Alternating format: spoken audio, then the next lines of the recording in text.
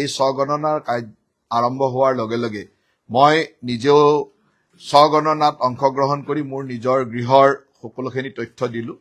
অত্যন্ত সহজ, কোনো অসুবিধা নাই। যি গণনা প্ৰক্ৰিয়া, এই গণনা প্ৰক্ৰিয়াত প্ৰতিজন নাগৰিকে অংশগ্ৰহণ কৰিব লাগে ভৱিষ্যতৰ ভাৰতখন সুন্দৰভাৱে নিৰ্মাণ কৰিব। প্ৰতিজন মানুহৰ তথ্য আমালৈকে আহিব বা চৰকাৰৰ ওচৰলৈকে আহিব আৰু চৰকাৰে সেই ধৰণৰ ভৱিষ্যতৰ পৰিকল্পনা কৰিব পাৰে। সেইকাৰণে প্ৰতিজন নাগৰিকৰ এইটো এটা ৰাষ্ট্ৰীয় দায়িত্ব। 2 তাৰিখৰ পৰা 16 তাৰিখলৈ এই স্বগণনা প্ৰক্ৰিয়া আৰু 17 তাৰিখৰ পৰা ঘৰে ঘৰে আমাৰ চৰকাৰী যি নিযুক্ত লোক আছে তেখেতসকলে ঘৰে ঘৰে গৈ ইয়াৰ তথ্যসমূহ পুনৰ পৰীক্ষা কৰিব। ইয়াৰ পিছত ফেব্ৰুৱাৰী মাহত প্ৰতিজন ব্যক্তিৰ তথ্যৰ যি গণনা প্ৰক্ৰিয়া, সেই প্ৰক্ৰিয়া আৰম্ভ হ'ব। মই অসমবাসী ৰাইজলৈ অনুৰোধ কৰিছো যে সকলোৱে যাতে এই স্বগণনা প্ৰক্ৰিয়াত অংশগ্ৰহণ কৰি এখন সুন্দৰ ভৱিষ্যতৰ ভাৰতবৰ্ষ নিৰ্মাণত নিজকে অংশীদাৰিত্ব দেখুৱায়।